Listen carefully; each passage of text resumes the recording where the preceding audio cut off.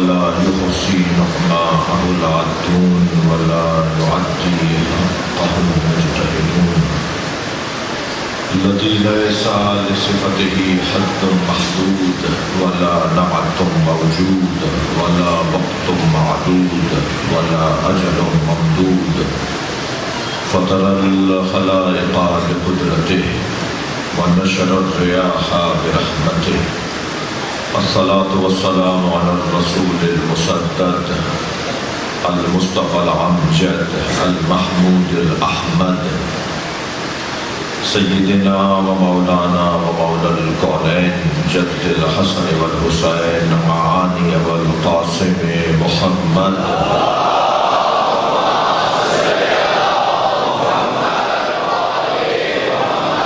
وآله الطيبين الطاهرين المعصومين الذين قال الله إنما يريد الله ليذهب عنكم الرجس أهل البيت ويطهركم تطهيرا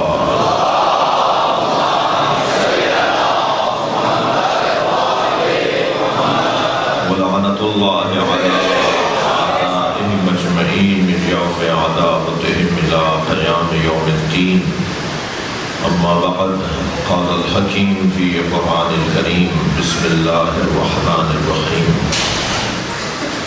فمن حاجك فيه من بعد ما جاءك من العلم فقل تعالوا ندعو أبناءنا وأبناءكم ونساءنا ونساءكم وأنفسنا وأنفسكم ثم نبتهل فنجعل لعنة الله على الكاذبين صلوات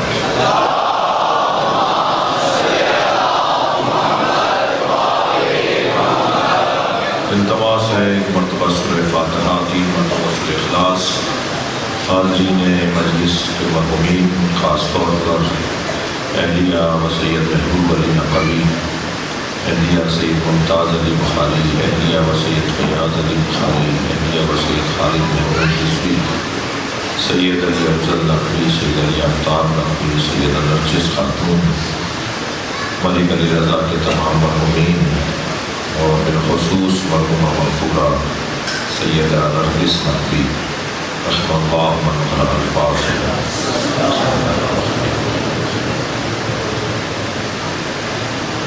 الرحمن الرحیم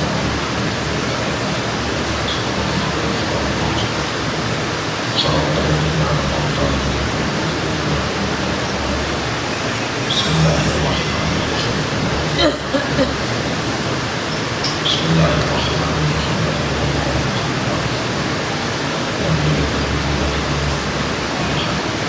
صل علی محمد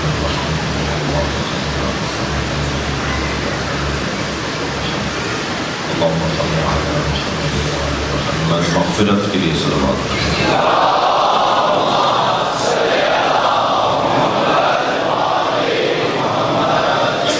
سورہ مبارکہ آل عمران آیت نمبر 61 اللہ عظمت بلجتن کا ایک باب روشن کر رہا ہے۔ کل کی مجلس میں ابتدا ہی میں نے ایک جملہ کہا تھا، قرآن میں آیات تو اہل بیت کی شان میں بہت ہیں، مگر کچھ ایسی آیات ہیں جن پر کسی کو کوئی شک تردد تذبذب نہیں ہے، سب بالاتفاق جس آیت کا مصداق پنجتن کو قرار دیتے ہیں وہ یہ آیت ہے، اور اس آیت سے آیت تطہیر کا بھی بڑا گہرا تعلق ہے، دونوں آیتوں کا بڑا گہرا ربط ہے۔ اس آیت کریمہ میں جس پہ کل تھوڑا سا کچھ دیر کے لیے ہم نے غور کیا، اسے آج دوسری منزل میں یوں کہوں گا کہ نبی مکرم کو اللہ نے پنجتن کے ذریعے سے جو معاونت، اعانت اور مدد فراہم کی، سرکار کا کام تھا اور سرکار کو بہترین مددگار اللہ نے عطا کی۔ کوئی تحریک بغیر معاونین کے آگے نہیں بڑھ سکتی، کوئی کام بھی بغیر مددگاروں کے آگے نہیں بڑھ سکتا۔ میں قوم کے ان افراد سے کہوں گا کہ نبی کے ساتھ بظاہر ان لوگوں پہ غور کم کیا کرو جنہوں نے ساتھ نہیں دیا، بلکہ غور ان پر کیا کرو جنہوں نے ساتھ دیا۔ صلوات پڑھنے ذرا محمد و آل محمد۔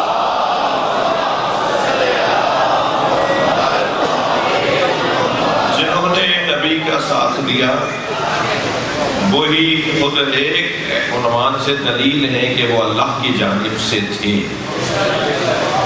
جی اللہ جو کام اپنے اوپر لیتا ہے پھر اس کے سنبھالنے کا انتظام بھی خود کرتا ہے۔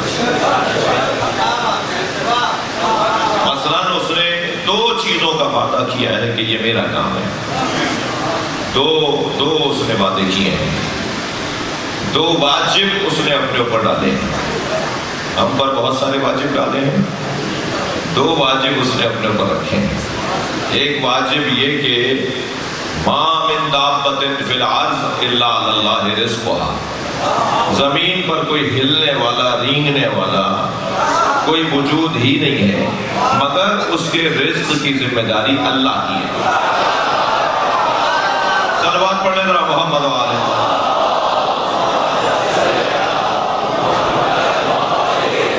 رزق اللہ دے گا، یہ اس نے اپنے اوپر واجب قرار دیا ہے، کسی کو بھوکا نہیں مرنے دے گا۔ جب میں مدرسے پڑھنے جا رہا تھا تو ہمارے کچھ برادری کے لوگوں نے کہا مولوی بننے جا رہے ہو، کھاؤ گے کہاں سے؟ آپ آج کی کیفیت میری نہ دیکھیے نا، آپ جائیے، میں 88 کی بات کر رہا ہوں، 88 میں، تو مجھ سے کہنے لگے مولوی بن رہے ہو، کھاؤ گے کہاں سے؟ تو بہت ہم نے انہیں سمجھانے کی کوشش کی مگر وہ بات ہماری منتقل نہیں ہو رہی تھی، ہمارے الفاظ میں کوتاہی کمزوری تھی، ہمارا بیان اچھا نہیں تھا۔ پھر ہم نے انہیں ایک حدیث سنائی تو انہوں نے کہا نہیں یہ بات ٹھیک ہے مگر پھر بھی کھاؤ گے کہاں سے؟ پھر ہم نے قرآن کی یہ آیت پڑھ دی ان کے لیے، تو کہنے لگے نہیں یہ باتیں سب صحیح ہیں مگر پھر بھی ظاہر ہے گزر بسر کیسے ہوگا؟ مولوی بن رہے ہو، چندوں پہ چلو گے، صدقات خیرات کھاؤ گے، کیا کھاؤ گے؟ سید ہو تم کیسے صدقہ کھاؤ گے؟ اب انہیں ہم نہیں سمجھا پا رہے تھے تو ہمارے ذہن میں ایک خیال آیا، ہم نے کہا جی ہاں وہ ایک اسرائیل کا یہودی ہے، اس نے کہا ہے کہ $100 مہینے کے دوں گا۔ کہہ رہے ہاں اب وہی نا بات، یہ ہے مسلمان کا حال کہ وہ یہودی کو مان لیتا ہے، اللہ کو نہیں مانتا، یعنی ظاہری وسائل کو مان لیتا ہے اور ظاہری وسائل چاہے کسی کافر کی طرف سے ہو۔ تو اللہ نے اپنے اوپر واجب قرار دیا ہے کہ رزق میں دوں گا، کوئی بھوکا نہیں مرنے دے گا، وہ کوئی بھوکا سونے نہیں دے گا وہ۔ اب اور بات ہے کہ میں کسی اور کا مال میں کھا لوں تو پھر اس کا جواب مجھے دینا ہوگا قیامت میں کہ میں نے کسی کا مال کھا لیا۔ ایک واجب اس نے اپنے اوپر یہ دیا۔ دوسرا واجب جو اس نے اپنے اوپر رکھا ہے وہ ہے ہدایت۔ ان علینا للہدی، جیسے وہ کہہ رہا ہے نا کہ ما من دابۃ فی الارض الا علی اللہ رزقها، زمین پر کوئی جنبندہ نہیں ہے جس کے رزق کی ذمہ داری میری نہ ہو، اللہ کہہ رہا ہے میری۔ ایسے وہ کہہ رہا ہے ان علینا للہدی، ہدایت کی ذمہ داری میری ہے، ہادی میں ہوں، میں لوگوں کو ہدایت دوں گا۔ تو کام اللہ کا ہے اگر مصطفیٰ کر رہے ہوں۔ اچھا عجیب بات ہے، بعض لوگوں کی سمجھ کو کیا کریں کہ کام اللہ کا ہو، نبی کر رہے ہوں تو مان لیتے ہیں، کام میرا ہو اور اگر نبی وسیلہ بن جائے تو نہیں مانتے۔ ہدایت کی ذمہ داری میری ہے، میں تو اللہ ہادی ہے، اللہ کا کام ہے ہدایت دینا۔ ہدایت تکوینی تو اس نے سب کو برابر دی ہے، کبھی ایسا نہیں ہوا کہ آم کی گٹھلی دبائی اور کھجور کا درخت نکل آیا۔ جو اس نے تکوینیات کے اندر اس نے ہدایت کا نظام رکھا ہے اس نے خوب مضبوط بنایا ہے۔ لیکن ہدایت تشریعی بھی تو ہدایت ہے، تو وہ اس نے نبی کے حوالے کی، انبیاء کرام کے حوالے کی۔ تو ہدایت چونکہ اس کا کام ہے تو اس کو مکمل کرنے کی ذمہ داری بھی اس کی ہے۔ تو اللہ اپنے نبی کو اگر ہادی بنا کر بھیج رہا ہے تو اس کے معاون بھی وہی بھیجے گا، اس کے معاونین بھی وہی بھیجے گا۔ اب یہ تو سوچنے کی ضرورت ہی نہیں ہے کہ مباہلے میں یہ 5 ہی کیوں گئے ہیں. مباہلہ میں یہ 5 اس لیے ہی جائیں گے کہ یہی ہے جو اللہ کی طرف سے ہدایت کے معاونین بنا کر بھیجے. ایک ماں کی مجلس ترحیم میں ایک جملہ کہہ رہا ہوں. اللہ نے سیدہ کو کتنی بڑی عظمت عطا کی ہے. اللہ نے سیدہ کو کتنی بڑی عظمت عطا کی ہے کہ جب بات عقیدہ توحید کی آئی تو میدان میں سیدہ آ رہی ہے. اکیلی سیدہ 1,24,000 نبیوں کی محنتوں کو بچانے والی ذات. مولا علی سے لے کر امام وقت تک کی محنتوں کو بچانے والی ذات. جی اللہ نے نبیوں میں کوئی عورت قرار نہیں دی، اماموں میں کوئی خاتون قرار نہیں دی، اس لیے کہ سیدہ کے علاوہ ضرورت ہی نہیں تھی. ایک تنہا سیدہ کافی ہے. فمن حاجک فیہ من بعد ما جاءک من العلم. اے میرے حبیب، علم آ جانے کے بعد جو کٹ حجتی کریں، زندہ بحثی کریں، ان سے کہہ دیجئے فَقُلْ تَعَالُوا نَدْعُ أَبْنَاءَنَا وَأَبْنَاءَكُمْ. ٹھیک ہے، ہم اپنے بیٹے لے آتے ہیں، تم اپنے بیٹے لے آؤ.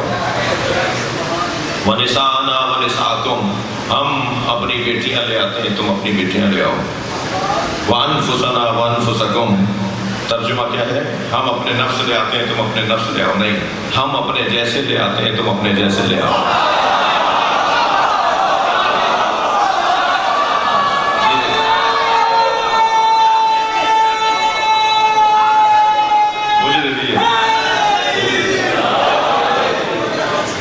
ایک سلوات پڑھ لے ذرا محمد آباد.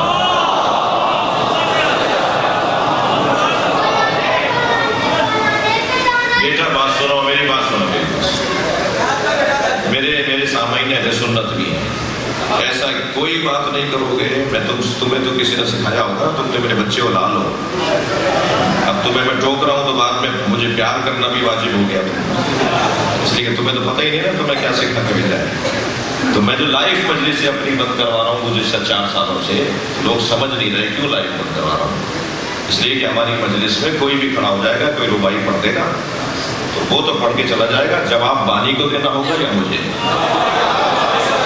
تو جو تقریباً 50 سال کے بعد ماحول بدلنے میں فقیر کامیاب ہوا ہوں کہ ہماری مجلسوں میں اہل سنت نے آنا چھوڑ دیا تھا. الحمدللہ مجھ فقیر ایک ہوں ان میں سے. میں نہیں کہہ رہا کہ سارا میرا کام ہے، ان میں سے ایک ہوں کہ جنہوں نے یہ ماحول بہتر کیا ہے. ہماری مجلسوں میں اہل بیت کے چاہنے والے اہل سنت بھی آتے ہیں. تو آپ نے، میرے بھائی نے دروازے پہ کسی کو کھڑا تو کیا نہیں کہ وہ یہ چیک کرے، شناختی کارڈ دیکھے کہ تم شیعہ ہو یا سنی ہو. جب آپ دروازے پر کسی سے پوچھ نہیں رہے کہ تم سنی ہو شیعہ ہو، تو سنیوں کے احساسات کا خیال رکھو. صلوات پڑھ لیں ذرا محمد و آل.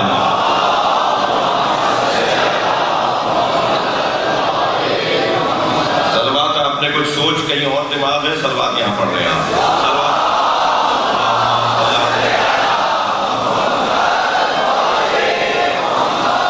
اس سے بہتر اور بلند صلوات.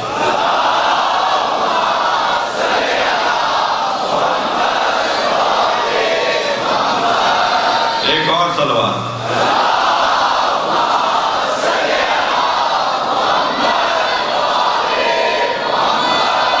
بات آگے بڑھے. ہم اپنے نفسوں کو لاتے ہیں، تم اپنے نفسوں کو لاؤ.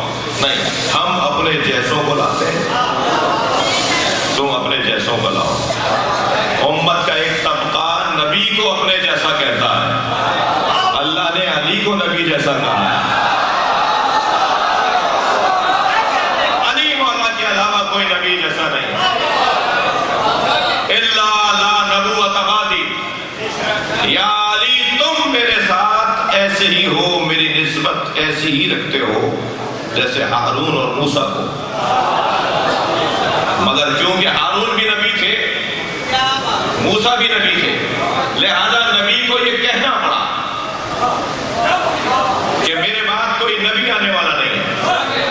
بھائی میرے بھائی محمد علی انجینئر نے ابھی پچھلے دنوں ایک اچھا جملہ کہہ دیا جس کی کی جو بات اچھی ہو اسی کے نام سے نقل کرنا ہی امانت داری ہے۔ میرے بھائی نے ابھی پچھلے دنوں ٹی وی چینل پر ایک جملہ کہا کہ اگر کوئی نبی کے بعد نبی ہوتا تو علی ہوتا۔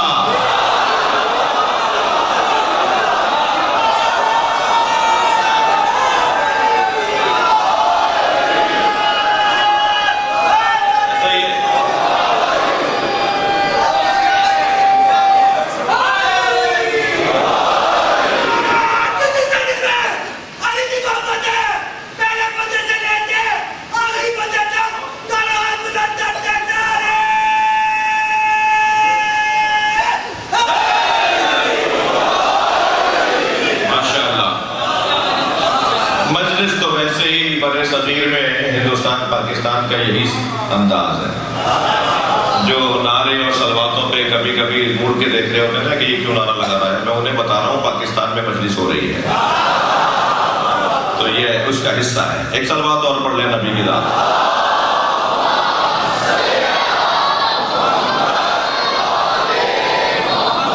ہم اپنے جیسوں کو لاتے ہیں، تم اپنے جیسوں، ثم نبتہل، توجہ، پھر ہم مباہلہ کریں گے، فَنَجْعَلْ لَعْنَةَ اللَّهِ عَلَى الْكَاذِبِينَ، اور پھر ہم قرار دیں گے اللہ کی لعنت جھوٹوں پر۔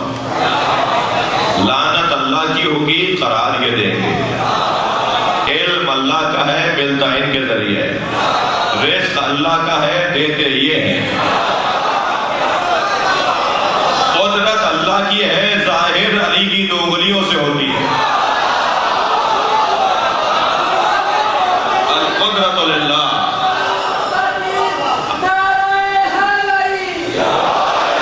العلم للہ، انما الغیب للہ، القدرت للہ، الرزق للہ، العزت للہ۔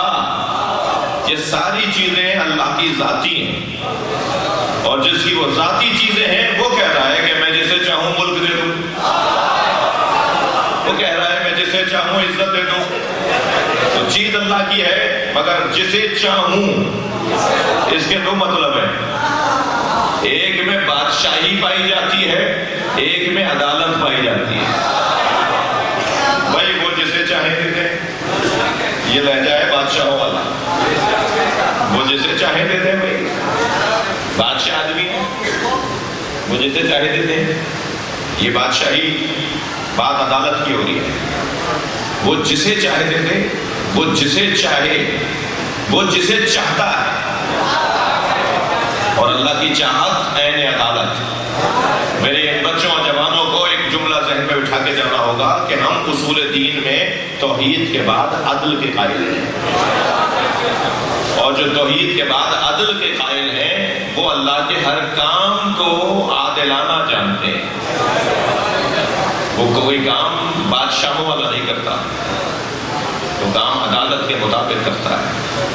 جی، یہ مائک سنبھالنے کے لیے آپ کسی بچے کو بھیجیں گے نہیں، اس لیے کہ وہ اس کا اہل نہیں ہے۔ تو آپ اور میں یہ مائک کے بٹن آگے پیچھے کرنے کے لیے اور تاروں کو اوپر نیچے لگانے کے لیے کسی ایسے بندے کو نہیں بٹھا رہے کہ جو جانتا نہیں ہے۔ جی، یہ تو ایک مادی چیز ہے، آواز میری کہیں برابر نہیں ہوئی تو کیا قیامت آ جائے گی، لیکن جو ہدایت کا کام ہے، جو انسانیت کا کام ہے، اسے سنبھالنے کے اللہ اسے سنبھالنے کے لیے کس کو دے گا؟ جو خود ہدایت یافتہ ہوگا۔ ایسا ہی ہے نا، نظام یہی ہے نا۔ پھر ہم اللہ کی لعنت جھوٹوں پہ قرار دیں گے۔ تو یہ ایک آیت کا ظاہری ترجمہ ہے۔ اس آیت پر غور کرنے کے لیے میں آپ سے سہارا چاہتا ہوں، پھر ایک مرتبہ غور کیجیے۔ فَقُلْ تَعَالَوْا نَدْعُ أَبْنَاءَنَا، ان سے کہہ دو کہ ہم اپنے بیٹے لاتے ہیں، تم اپنے بیٹے لاؤ۔ یہ نہیں کہہ رہے کہ أَبْنَاءَكُمْ وَأَبْنَاءَنَا، تم اپنے بیٹے لے آؤ، ہم اپنے بیٹے لے آتے ہیں۔ جی، جو اپنے گھر سے اپنی تحریک کا آغاز نہ کرے وہ سچا محرک نہیں ہے۔ جس کے گھر والے اس کا ساتھ نہ دیں وہ سچا محرک نہیں ہے۔ سچا محرک وہ ہے کہ جس کے گھر والے اس کا ساتھ دیں۔ سرکار کے گھر والے سرکار کا ساتھ دے رہے ہیں، اور پھر بیٹوں کو، ہم اپنے بیٹوں سے زیادہ، اولاد سے زیادہ قیمتی شے کیا ہے؟ یہ اولاد سے زیادہ کوئی شے قیمتی نہیں ہے. اسی لیے حضرت ابراہیم نے بھی سب سے بڑا جو امتحان دیا ہے وہ اولاد کی قربانی دی ہے، جس کے بعد آپ کو امامت ملی، جس کے بعد اللہ نے کہا ہے کہ اس سے بڑی قربانی نہیں ہے. ان ھذا لھو البلاء المبین، سورہ صافات. اس سے بڑا امتحان ہم نے کسی سے نہیں لیا. پھر آگے جا کے کہا کہ وَفَدَيْنَاهُ بِذِبْحٍ عَظِيمٍ، جو سب سے بڑا امتحان ہم نے تاریخ ابدیت میں ابراہیم سے لیا ہے، اس سب سے بڑے امتحان کو ہم مؤخر کر رہے ہیں، ابراہیم کے ہی نسل سے آنے والے حسین سے لیں گے. قرآن میں عاشور کے دن کے اوپر یہ آیت ہے وَفَدَيْنَاهُ بِذِبْحٍ عَظِيمٍ، جسے علامہ اقبال نے کہا ہے اللہ اللہ بائے بسم اللہ پدر، مانیے ذبح عظیم آمد پسر. مگر سب سے بڑا امتحان حضرت ابراہیم کا اولاد کی قربانی. خود آگ میں چلے گئے، یہ بڑی قربانی نہیں تھی، لیکن جب بچے کے گلے پہ چھری چلا دی تو پھر اللہ نے کہا یہ سب سے بڑی قربانی. تو اولاد سے بڑی تو کوئی قربانی نہیں ہے. نبی اپنی اولاد کو لے کر آ رہے ہیں. نبی کی تو کوئی اولاد نہیں ہے، بیٹا نہیں ہے سرکار کا. اس آیت میں جب اللہ نے کہا کہ ہم اپنے بیٹے لاتے ہیں، نبی سے کہلوایا ہم اپنے بیٹے لاتے ہیں، تم اپنے بیٹے لے کر آؤ، تو اب جو نبی کے بیٹوں کی جگہ میدان میں جائے گا وہی نبی کا بیٹا کہلائے گا. لہذا قیامت تک نسل نبی کا اگر عنوان ہے تو وہ حسین سے ہے. اور مولا کائنات تو اس بات پر گویا فخر کرتے تھے، میں اپنے محاوراتی جملوں میں کہہ رہا ہوں، جھومتے تھے خوشی سے. اور ایک خط کے جواب میں بھی حضرت نے لکھا کہ تم میری برابری کیا کرو گے. کسی اور سے کسی نے برابری کی بات کی کہ میرا دادا بھی بڑا، تمہارا دادا بھی بڑا تھا، میرا باپ بھی ایسا، تمہارا باپ بھی ایسا، بڑے خاندان کے ہیں دونوں، فلاں فلاں. تو حضرت نے جواب میں لکھا کہ تم میری کیا برابری کرو گے. اس وقت فرمایا تھا وَسِبْتَ أَحْمَدٍ وَلَدَيَ مِنْهَا فَمَنْ مِنْكُمْ سَهْمٌ كَسَهْمِي، میں نبی کے دو بیٹوں کا باپ ہوں. بھائی صلوات پڑھ لیں محمد و آل محمد.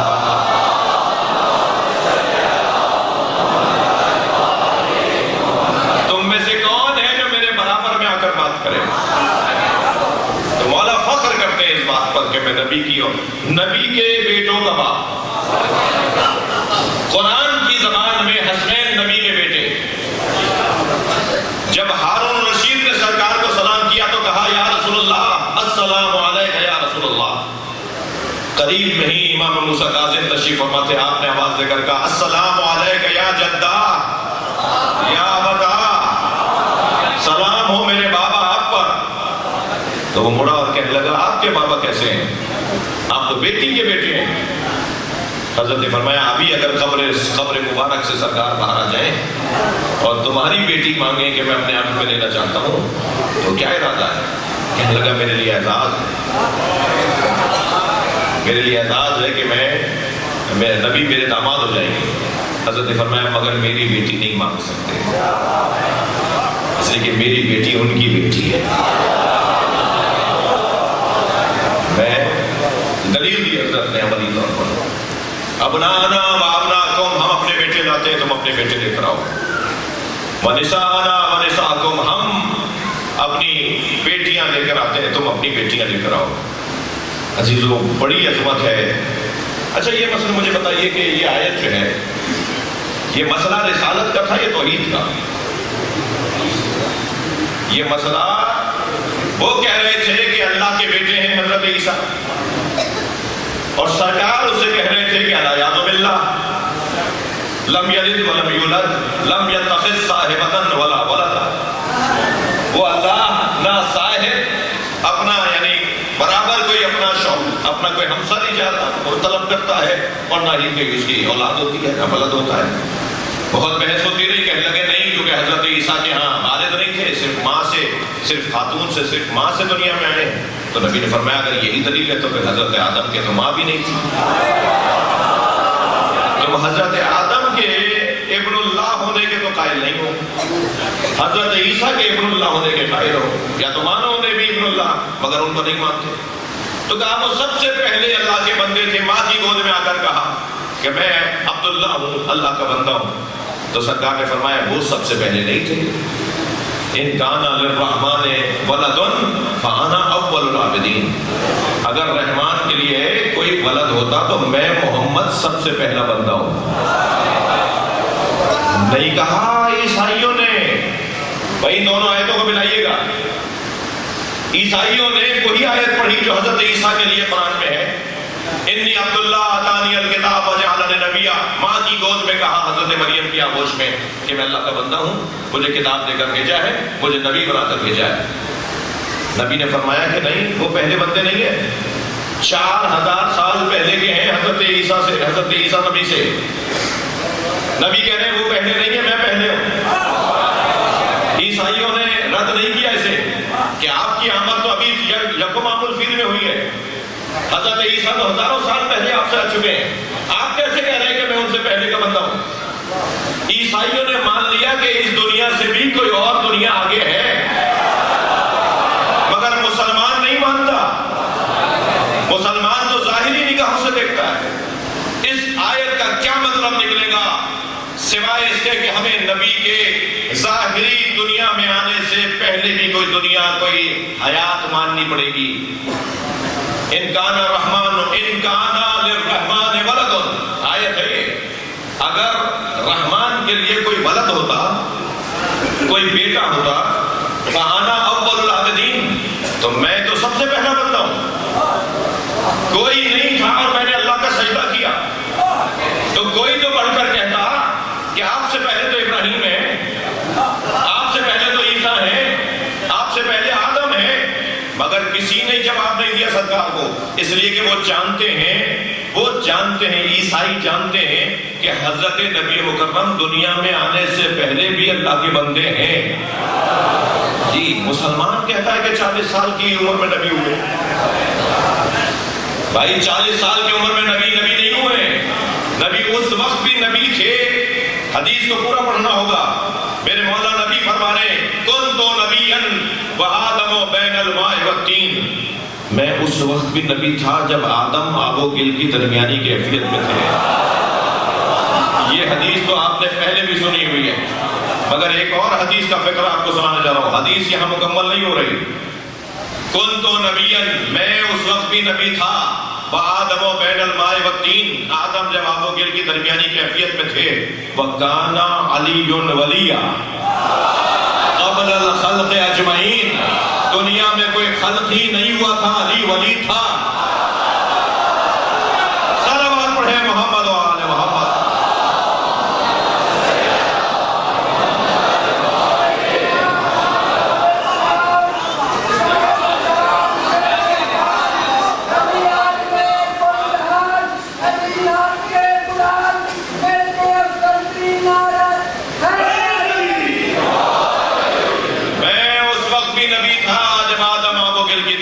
کیفیت میں تھے، تو یہ تو کوئی بات نہیں، تو یہ مسئلہ عقیدہ توحید کا تھا نا، مباہلہ توحید کے تحفظ کے لیے بپا ہوا یا رسالت کے تحفظ کے لیے؟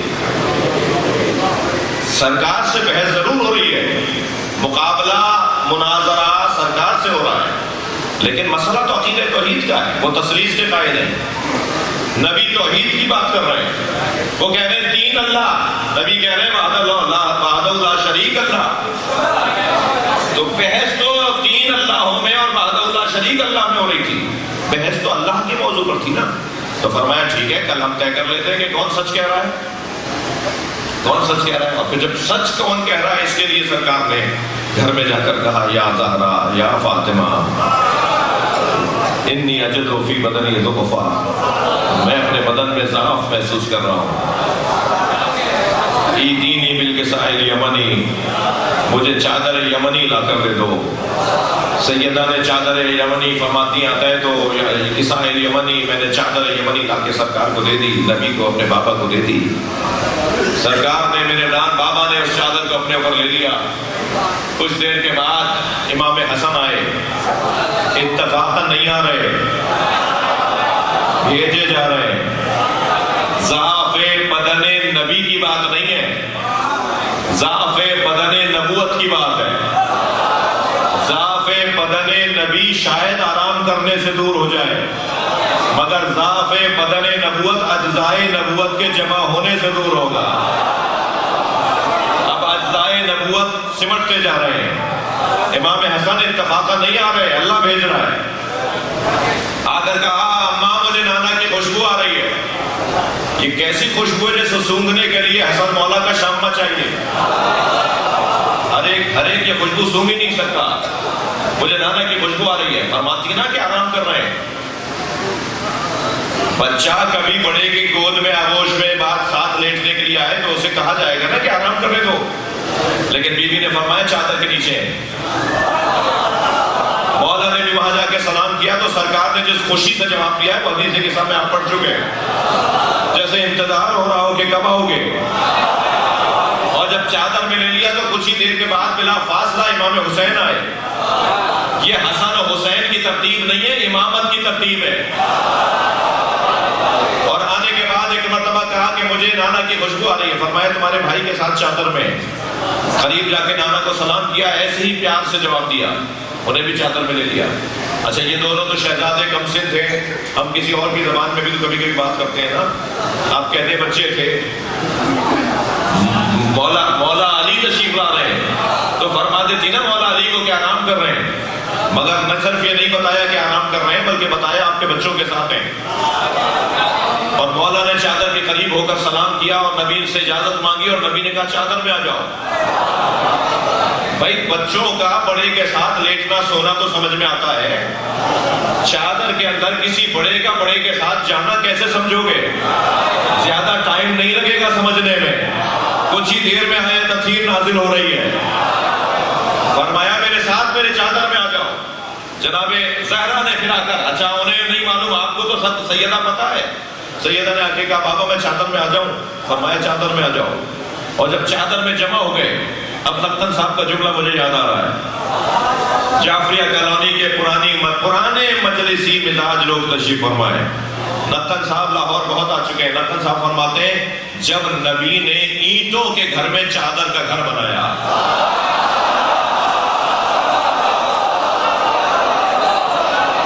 اور اس چادر کے گھر کی مضبوطی تو دیکھیے کہ ہر گھر گر سکتا ہے، یہ چادر کا گھر نہیں گر سکتا۔ صلوات پڑھیں محمد و آل محمد۔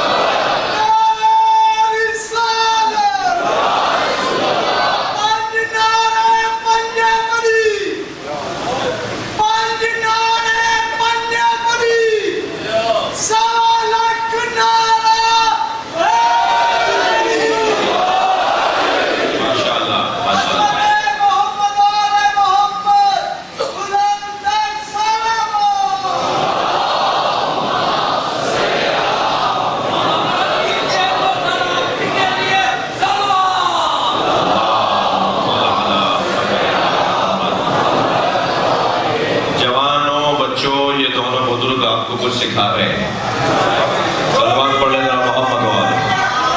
جی جو بھی نعرہ لگائے گا کربلا جائے گا، نجف جائے گا، نعرہ حیدری۔ ماشاءاللہ توجہ کر لیا آپ نے؟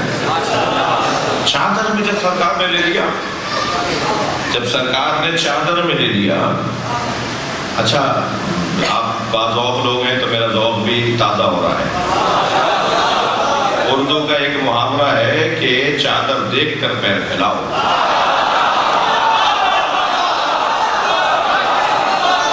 یہ گھرانہ وہ ہے جنہیں دیکھ کے چادر پھیلتی ہے۔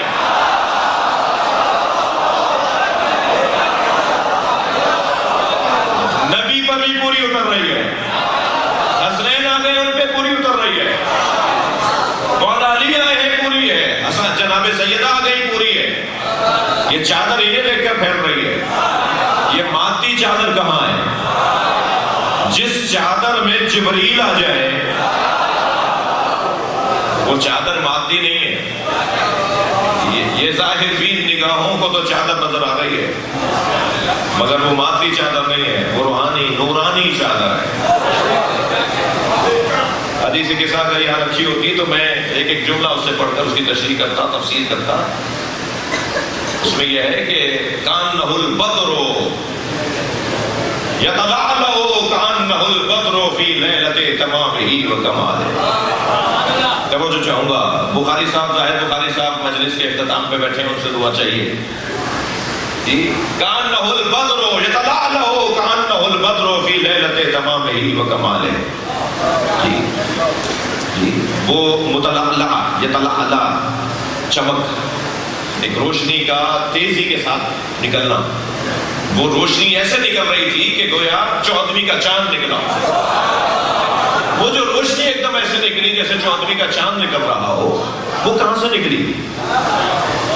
جب چادر سب نے لے لی، یعنی چادر چاند بن گئی تھی. تمہیں ان کا نور ہونا سمجھ میں نہیں آتا. بھائی میرا مضمون نور نہیں ہے، لیکن حسین وادی ہے جس میں نے کچھ دیر کے لیے اپنے آپ کو داخل کیا ہے. ان کے ساتھ تو چادر جڑ جائے تو وہ نورانی ہو جاتی ہے.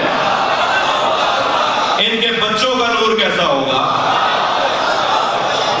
اچھا سنی بھائی مجلس میں آئے ہوئے، نبی نور تھے یا بشر؟ یہ ایک بحث ہے ہمارے سنی بھائیوں کے. ہمارے یہاں کچھ بحثیں ہیں ہی نہیں. ہمارے یہاں کچھ بحثیں نہیں ہیں، یعنی ہمارے یہاں وہ بات ہی نہیں ہے، عنوان ہی نہیں ہے، اس پہ زور ہی ہمیں نہیں لگانا، اس پہ ہمیں محنت ہی نہیں کرنی. یہ بچہ جانتا ہے کہ وہ کیسے نور ہے. میں ایک آیت سورہ مبارکہ توبہ کی ایک آیت سنانے جا رہا ہوں نور کے بارے میں. یہ پوری چادر نور کا بقعہ نور بن گئی تھی. اس میں سے یہ پوری چادر لگ رہی تھی جیسے چاند رکھا ہو، جیسے چاند رکھا ہو. اچھا چاند ہمیں اس لیے سمجھایا ہے کہ ہم چاند کی روشنی کو ذرا نور سمجھتے ہیں، روشنی سمجھتے ہیں. جو جتنا دماغ ہوتا ہے اتنی بات ہوگی نا بھائی. ہمارا جتنا دماغ ہے، اللہ اگر اس سے ہٹ کر بات کرے تو فساد کے خلاف، اگر اس سے اللہ ہٹ کر بات کرے تو فساد کے خلاف. ورنہ چاند ان کے آگے کیا ہے بھائی؟ جو بدلیوں میں چلا جائے، جو کہنوں کا شکار ہو جائے، جو کہنوں کا شکار ہو جائے، وہ چاند اور ہے. یہ تو ویسے چاند ہے کہ اگر انہیں اسیر بھی کر لیا جائے تو لوگوں کو رہائیاں دلوا رہے ہوتے ہیں. ان کے پاس کچھ نہ ہو تب بھی بانٹ رہے ہوتے ہیں. ان کے پاس کچھ بھی نہ ہو تب بھی خالی ہاتھ نہیں جانے دیتے کسی کو. ان کا تو انداز ہی کچھ اور ہے. بات نور کی کر رہا تھا. وہ پوری چادر نور بنی ہوئی ہے. وہ پوری چادر نور بنی ہوئی ہے. مجھے جلدی نہیں ہے، آپ لوگوں کو تو جلدی نہیں ہے. وہ جس میں سرکار آئے ہیں، منجتن آئے ہیں، وہ پوری کی پوری چادر نور. آیت ہدیہ کر رہا ہوں اہل بیت کے نور ہونے پر. فالذین آمنوا بہ، بس وہ لوگ جو میرے نبی پر ایمان لائے. تھکے تو نہیں آپ؟ وعذروہ، جنہوں نے میرے نبی کی تعظیم کی. ایمان لانا آسان ہے، تعظیم کرنا مشکل ہے. بہت سارے لوگ ہیں کہ جو کہتے ہیں کہ ہم ایمان لے آئے. ان کے ایمان کا پتہ تب لگے گا جب وہ ادب کر رہے ہوں گے، تعظیم کر رہے ہوں گے. والذین آمنوا بہ وعذروہ، تعظیم. ونصروہ، جنہوں نے میرے نبی پر، جو میرے نبی پر ایمان لائے، جنہوں نے میرے نبی کی تعظیم کی، جنہوں نے میرے نبی کی مدد کی. یہ ہو گئے مسلمان، بہتر مسلمان ہوتے جا رہے ہیں. ایمان لانے والا مسلمان، مومن. اس سے اچھا مسلمان جو تعظیم کرے، اس سے اچھا مسلمان جو مدد کرے. سب سے اچھا مسلمان کون ہے؟ والذین آمنوا بہ وعذروہ ونصروہ فاتبعوا نور الذی انزل معہ. اور سب سے اچھا مسلمان وہ ہے جو اتباع کرتا ہے اس نور کی جو نبی کے ساتھ نازل ہوا ہے.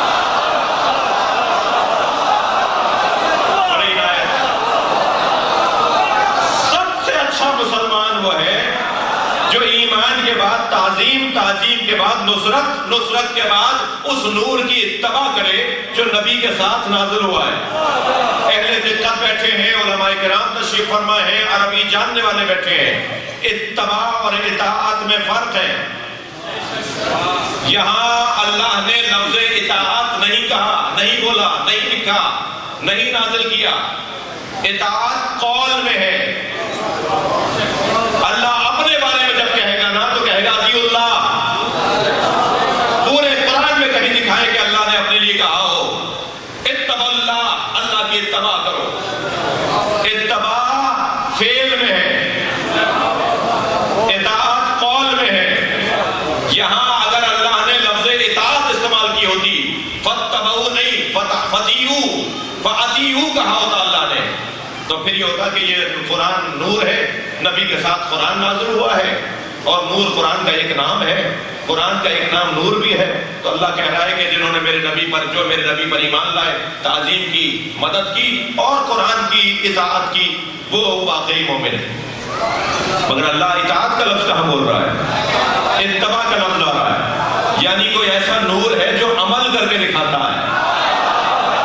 بھائی انہیں نبی نور ہونا سمجھ میں نہیں آ رہا ہے، قرآن علی کو نور کہہ رہا ہے جو نبی کے ساتھ نازل ہوا ہے۔ اب بھی اگر کسی کے حلق سے نہ اترا ہو تو حدیث سنا دیتا ہوں، انا والی من نور واحد، میں اور علی ایک نور کے دو حصے ہیں۔ نبی کا نور مکمل ہوتا ہے جب علی کا نور ملایا جائے۔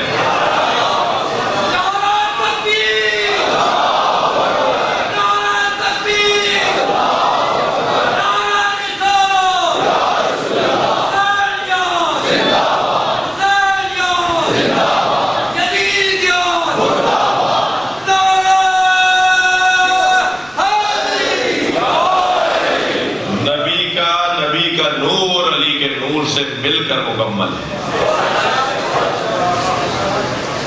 چادر نور بن گئی تھی بھائی، سرکار کا وجود تو بہت بڑا وجود ہے جی۔ یہ چادر تو کوئی معمولی چادر نہیں ہے۔ گھوڑے پر بیٹھ جائے تو وہاں گھوڑا نہیں رہتا، ناقے پر سرکار بیٹھ جائے تو وہاں ناقہ نہیں رہتا۔ جی جی، نبی مکرم جس سواری پر بیٹھتے تھے، لم یسن ولم یحرم قط، حدیث کا جملہ ہے، جس سواری پر بیٹھ جاتے تھے نہ وہ بوڑھی ہوتی تھی نہ وہ بیمار ہوتی تھی، بڑھاپا ہی نہیں آتا تھا اس کے۔ سرکار سے اگر جانور کی نسبت ہو جائے تو وہ معمولی جانور نہیں رہتا۔ البتہ جانوروں کا حساب علیحدہ ہے جی۔ فتح خیبر کے موقع پر جانوروں کو باندھ کے کھڑا کیا تھا جو مال غنیمت میں ملے۔ ان جانوروں میں ایک گدھا تھا جو رسی چھڑا رہا تھا۔ سرکار نے اسے جب دیکھا کہ مضطرب ہے، بے چین ہے، تو آپ نے ایک صحابی محترم سے فرمایا کہ اس کی رسی چھوڑ دو، اس کے رسی کھول دو۔ جب اس کی رسی کھولی تو وہ دوڑتا آیا اور نبی کے پیروں کا اس نے بوسہ دیا، اور سرکار سے اس نے کہا یا رسول اللہ، میرے آباء و اجداد کی پشت پر نبی اور وصی نبی بیٹھے ہیں، ایک مدت سے ہماری پشت پر کوئی نبی یا وصی نبی نہیں بیٹھا جی۔ ان مشرکوں اور کافروں سے تو ایک گدھا اچھا تھا۔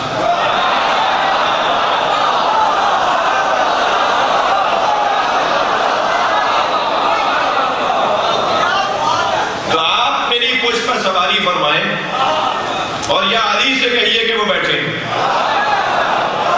مولا نبی نے کچھ دیر اس پر سواری فرمائی اور اپنے اصحاب سے فرمایا کہ یہ مجھ سے منسوب ہے۔ اس کا نام آپ نے یافور رکھا، اس گدھے کا نام آپ نے یافور رکھا، اور سرکار سے وہ منسوب ہو گیا یافور، یا یہ عین پے اور یافور۔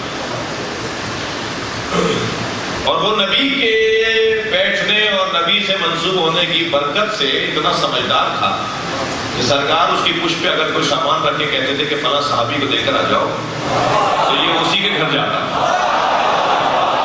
اور اگر اسے آواز دے کر کہتے تھے مسجد کے باہر وہ کھڑا رہتا تھا۔ اسے آواز دے کر کہتے تھے کہ فلاں کو بلا کر لے آؤ، تو اسی کو بلا کے لاتا تھا۔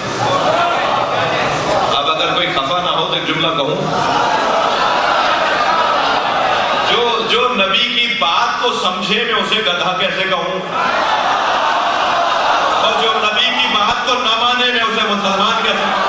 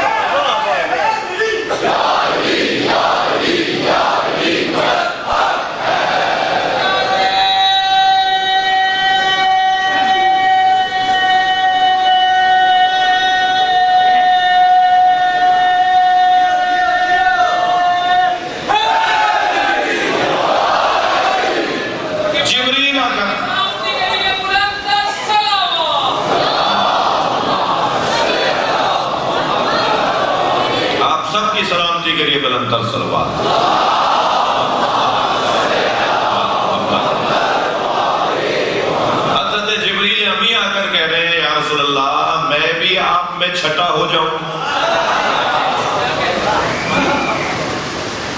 یہ جبریل کا اس چادر میں آنا بتا رہا ہے کہ مسئلہ نور کا ہے۔ ایک صاحب اسے کہنے لگے کہ جبریل پنجتن کا مقام اتنا بلند، جبریل کا یہ کہاں مقام ہے کہ وہ پنجتن کا حصہ بنے؟ میں نے کہا تم جس زاویے سے دیکھ رہے ہو وہ زاویہ بھی ٹھیک ہوگا، مگر یہ زاویہ کچھ اور ہے۔ یہ اللہ بتانا چاہ رہا ہے کہ یہ نور کی انجمن ہے۔ جبریل نے ان میں آ کر یہ ثابت کر دیا کہ یہ مادی دنیا نہیں ہے۔ تو ہمیشہ منفی کیوں سوچتے ہیں؟ کوئی مثبت پہلو بھی تو نکالے۔ تو آگے کہا کہ میں چادر میں آ جاؤں، توجہ، تو اللہ کی طرف سے اجازت جب مل گئی ہو تو نبی کیسے اجازت نہیں دیں گے؟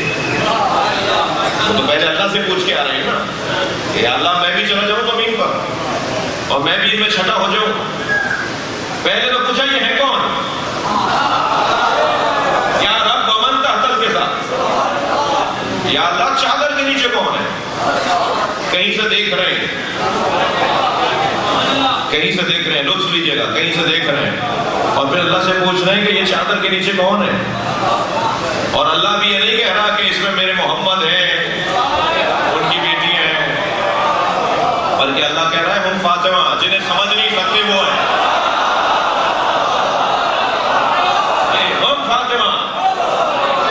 فاطمہ کا مطلب یہ ہے کہ جس کی معرفت سے لوگوں کو عاجز بنایا گیا۔ لماذا سمیت فاطمہ مطابع فاطمہ فطمت عن معرفتہا۔ یہ حدیثیں سنا رہا ہوں آپ کو، جس کو ہم نہیں جان سکتے، جن کو ہم نہیں پہچان سکتے، یہ سب وہ ہیں جنہیں تم پہچان نہیں سکتے ہو۔ اچھا جبریل تم نہیں جانتے کون ہے؟ جب یہ فلم مکتملنا، یہ فرما دیئے جب ہم کامل ہو گئے، کامل اجزاء ہوتے ہیں،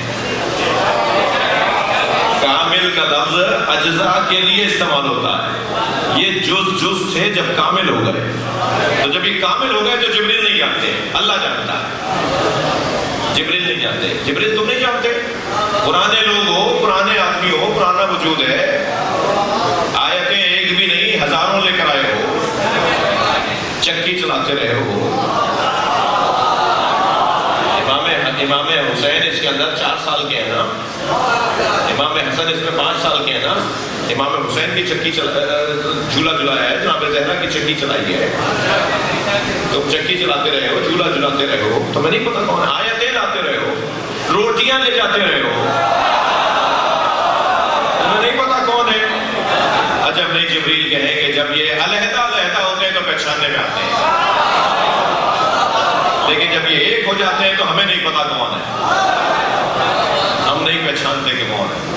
بلا تشبیہ ان بچوں کو سمجھانے کے لیے آپ ایک میز کے اوپر مختلف ظرفوں میں پانی رکھ دیں، گلاس میں، جگ میں، سلائی میں، پسکر بدنے میں، اور پوچھیں کہ جی گلاس کا پانی کون سا ہے، تو کہیں گے یہ، جگ کا کون سا ہے یہ، بدنے کا کون سا ہے یہ، ڈونگے کا کون سا ہے یہ، اور پھر سارے پانیوں کو ایک جگہ کر کے کہیں کہ گلاس کا کون سا ہے،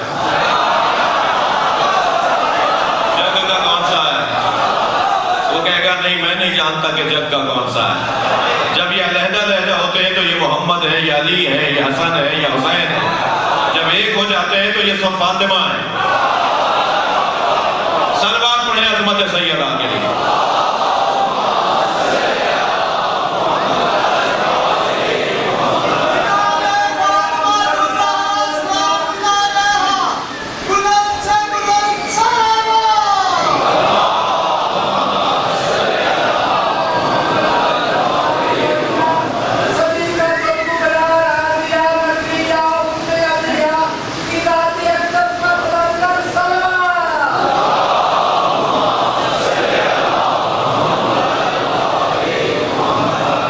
تھکے نہیں ہیں؟ تھوڑا اور پڑھوں. خواتین کے 4 روپ ہیں. 4 خواتین کے 4 روپ ہیں، 4 کردار ہیں، 4 تصویریں ہیں، 4 قلمدان ہیں ان کے پاس. کبھی ایک رکھتی ہیں اپنے پاس، کبھی 4 رکھتی ہیں. ایک ماں کی مجلس ترحیم ہے، سیدہ کی دسترخوان پر آ گیا ہوں تو کچھ دیر کے لیے آپ کو روکنا چاہ رہا ہوں. خواتین کی 4 تصویریں ہیں. سب سے پہلی تصویر تمہید زندگی، جسے بیٹی کہا جاتا ہے. زندگی جس کو دیکھ کر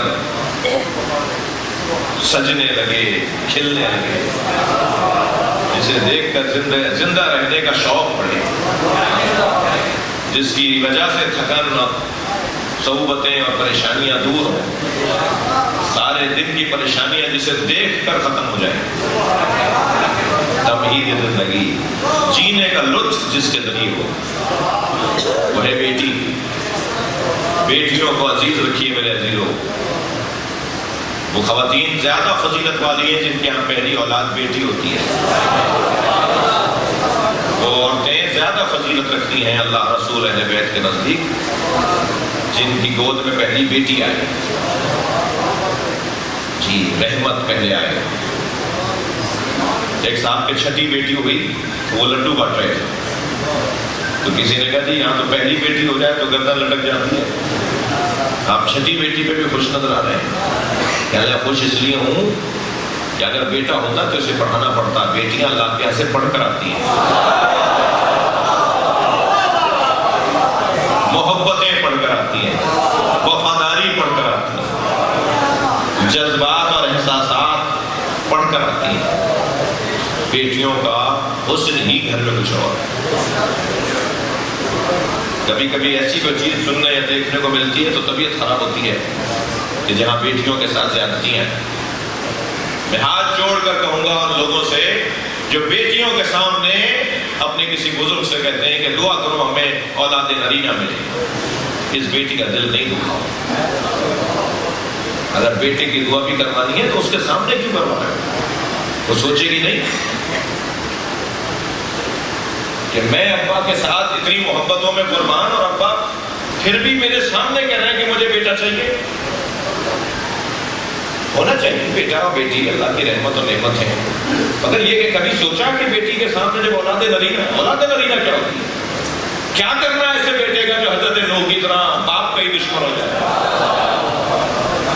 یہ نرینہ اور اناس کا کیا تذکرہ ہے؟ صالح اولاد مانگو، نیک اور اچھی اولاد مانگنی چاہیے. یہ کیا بات ہوئی کہ بیٹا چاہیے؟ بیٹا چاہیے تمہارے لیے وبال جان بن جائے گا، بیٹی چاہیے جو تمہیں ذلیل کرتی پھرے. بیٹا اور بیٹی کا تذکرہ نہیں، تذکرہ یہ کہ اولاد ہو تو صالح ہو، نیک ہو، پرہیزگار ہو، آدمی کا بچہ ہو. ایک تو تمہید زندگی کا بڑا خیال رکھا جائے، یہ گھروں کی رونق ہے. پھر جب یہ روح بدلتی ہے تو یہ ہے اصل زندگی. جب یہ کسی کی زوجہ بنتی ہے، زندگی کا اصل زوجیت میں یہ زوجہ بن کے گھر آئی ہے، یہ نوکرانی بن کے نہیں. شوہر کو حاکم ضرور بنایا ہے، جلاد نہیں بنایا. حاکم اور ہے، جلاد اور. حاکم کا مطلب یہ ہے کہ رعایا کے حقوق کی پاسداری. جوانوں کو ذرا اچھا لگ رہا ہے کچھ میرے باتیں کر رہا ہوں. یہ کہہ رہے ہیں ایسے ہی ہو جائے ہم تیار ہیں، ہم ایسے ہی کرنے کو تیار ہیں. صلوات پڑھیں ذرا محمد و آل محمد.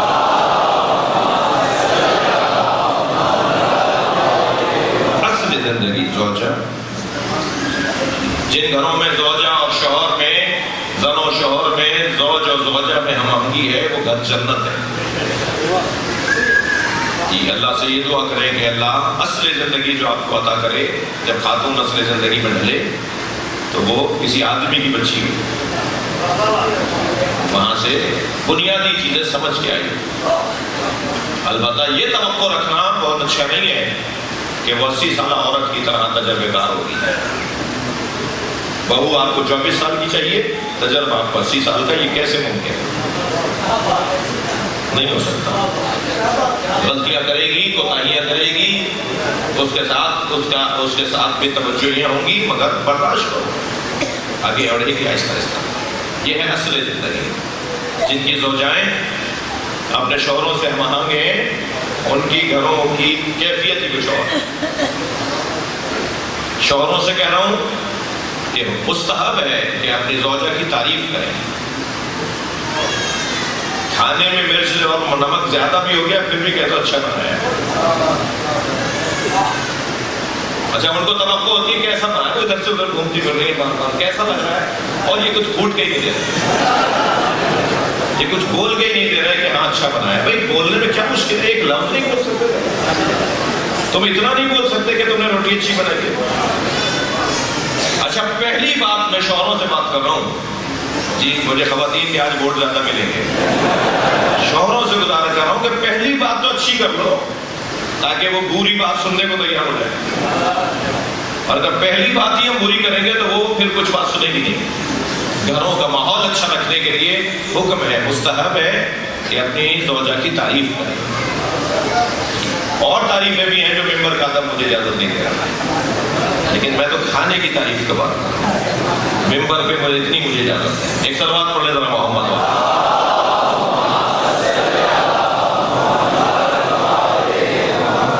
ماشاءاللہ پورا مجمع سمجھدار ہے اور تجربے کار ہے. تو اصل زندگی زوجہ، اور پھر جب یہ اپنا روح اور اپنی تصویر بدلتی ہے تو یہ ہے نتیجہ زندگی. جب یہ ماں بنتی ہے، تمہید زندگی بیٹی، اصل زندگی زوجہ، نتیجہ زندگی ماں. پھر یہ تو شیرنی ہو جاتی ہے، پھر یہ دگنی طاقت رکھتی ہے.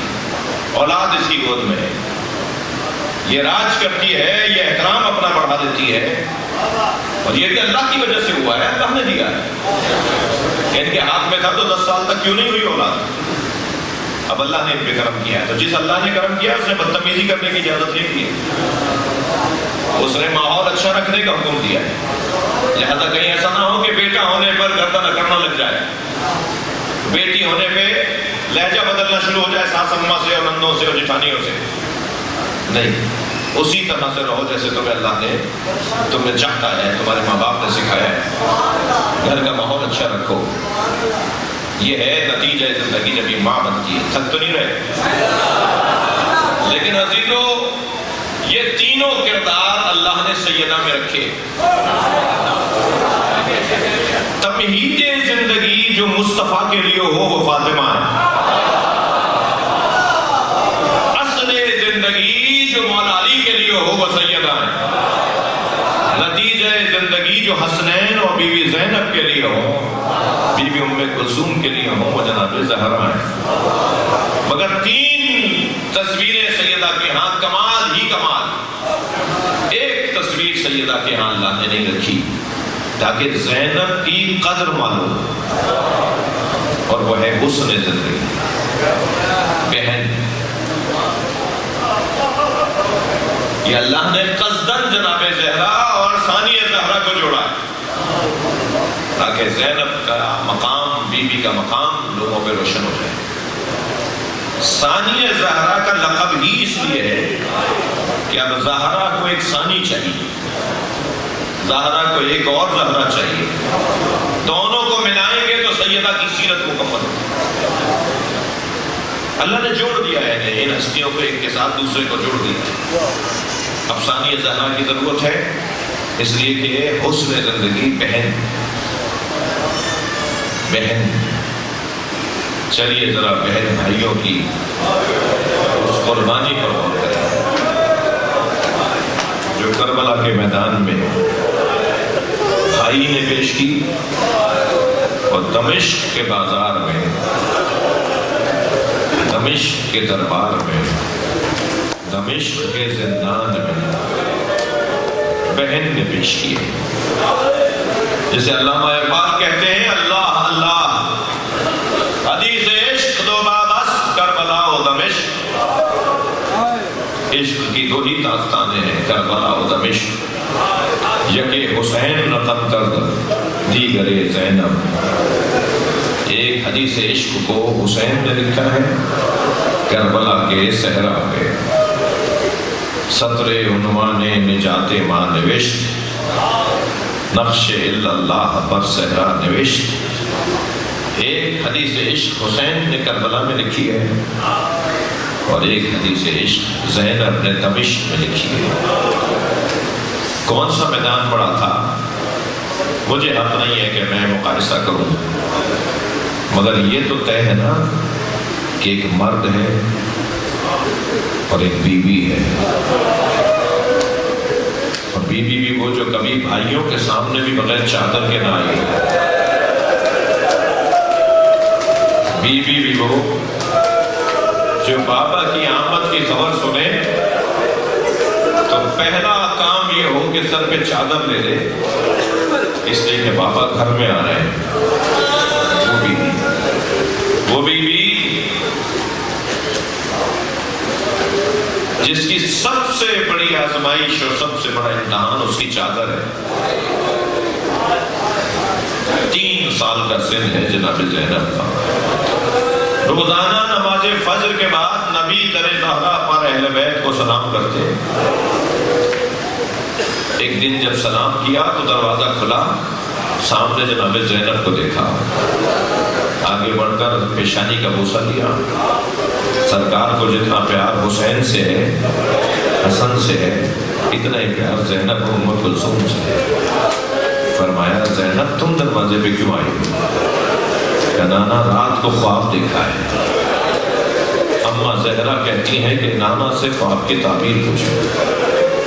نانا میں نے دیکھا ہے میں صحرا میں تنہا ہوں، تیز آندھی چل رہی ہے، میرے پیر زمین سے اکھڑ رہے ہیں. میں نے ایک درخت دیکھا جس کا میں نے سہارا لیا، مگر کچھ دیر بعد آندھی کا جھونکا آیا اور وہ درخت زمین سے اکھڑ گیا. نانا پھر ایک اور درخت دور مجھے نظر آیا، میں نے جا کر اس کا سہارا لیا، وہ بھی زمین سے اکھڑ گیا. نانا پھر ایک تیسرا درخت مجھے نظر آیا، میں نے اس کا سہارا لیا، مگر آندھی کے جھونکے سے وہ درخت بھی زمین سے اکھڑ گیا. نانا اب دور دور تک کوئی درخت نہیں تھا، آندھی تیز چل رہی تھی. اب جو جملہ بی بی نے فرمایا اس پہ نبی روئے ہیں. فرمایا نانا دور دور تک کوئی سہارا نہیں تھا، آندھی تیز چل رہی تھی، خواب ابھی چل رہا ہے. اگر یہاں خواب مکمل ہو گیا ہوتا تو میں آپ کو زحمت نہ دیتی، مگر میں نے خواب میں دیکھا کہ آندھی کا جھونکا آیا، میرے سر سے چادر اتر گئی.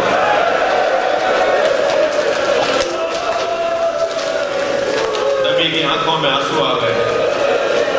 فرمایا زینب تمہارے 3 سہارے ہیں، تمہارا بابا علی تمہارا سہارا، تمہارا بھائی حسن، تمہارا بھائی حسین، اور ایک بیابان ہوگا جسے کرب و بلا کہتے ہیں، جہاں تمہارے سر سے چادر اترے گی.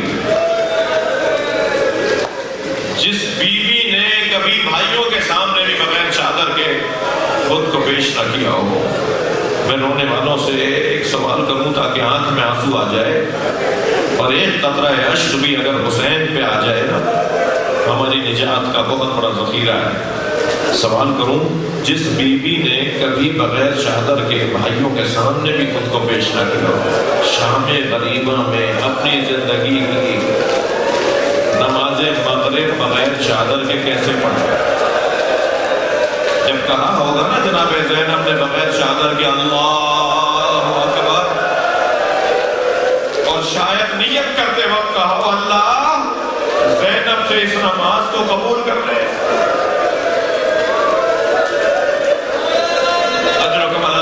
اجرکم علی اللہ. آپ کی آوازیں بلند ہیں. جب آپ ایسے روتے ہیں نا جیسے ابھی رو رہے ہیں تو امام جعفر صادق دعا دیتے ہیں. امام حسین علیہ السلام کو بھی سب سے زیادہ تکلیف بی بی زینب کے سر سے چادر اترنے کی تھی.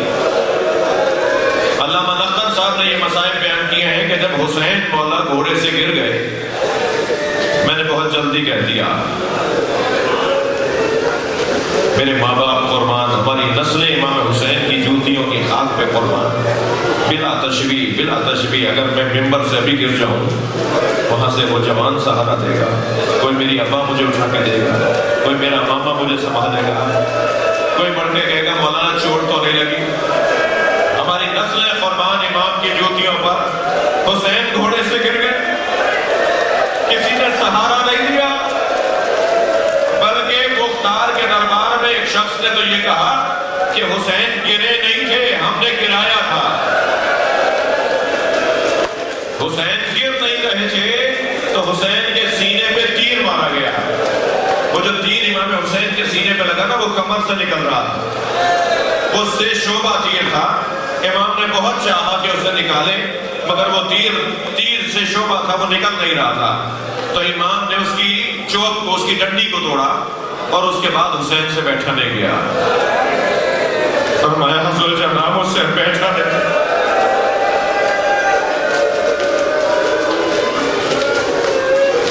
اجرکم علی اللہ، اجرکم علی اللہ.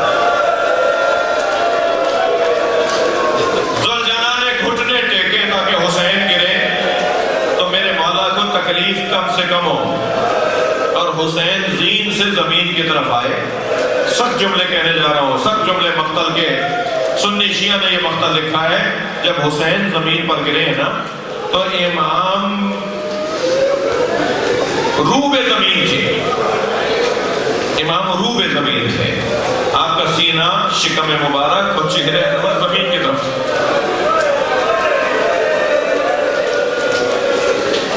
شمر نے پہلا کام یہ کیا کہ امام کو پشت پہ زمین کیا. امام کو پشت پہ زمین کیا. پھر وہ جو بات کے جملے ہیں میں عربی میں پڑھوں گا، مجھ سے ترجمہ نہیں ہو پائے گا. اللہ کرے میرا مجمع عزادار مجمع ہے، خاندانی مجمع ہے، وہ جملے سمجھیں گے اور منتقل ہوگا بیان. وَشِمْرٌ جَالِسٌ عَلَىٰ صَدْرِهِ،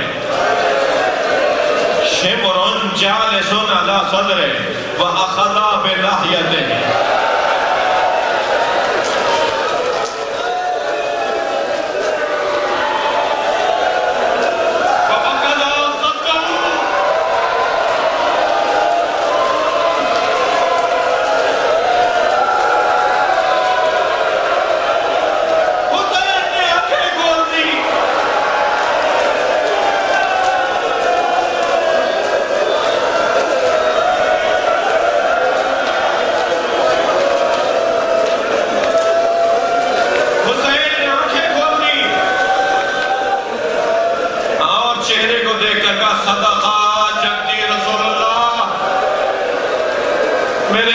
میرے نانا رسول نے سچ کہا تھا، حسین جو تمہارے گلے کو کاٹے گا اس کے چہرے پہ برس کے نشان ہوں گے. یہ اترا ہے اور امام کو روبے زمین کیا ہے اور گردن پہ اس نے خنجر رکھا.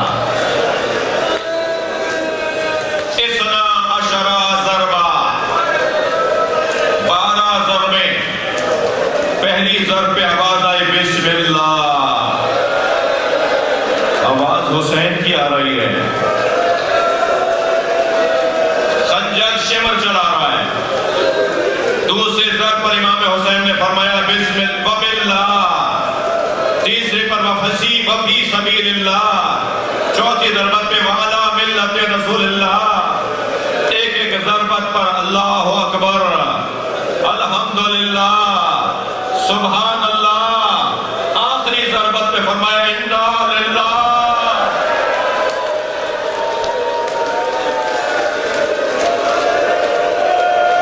حسین کا سر اقدس کاٹ کے نیزے بھی کنی پر بلند کیا. 70 قدم کے فاصلے پر بہن کھڑی دیکھ رہی ہے.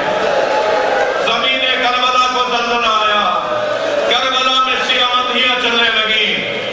ایک بہن کیا کرے، کہاں جائے؟ دوڑی ہے خیمہ گاہ میں، امام سجاد کو اٹھایا. زین العابدین اٹھو، کبھو بھی اماں سہارا دیجئے، خیمے کا پردہ ہٹائیے. اب جو خیمے کا پردہ ہٹائے، امام نے ہتھیلیوں کو زمین پہ ٹیکا اور کھڑے ہوتے ہوئے کہا السلام علیکہ یا ابا عبداللہ. حجت خدا کو مار دیا.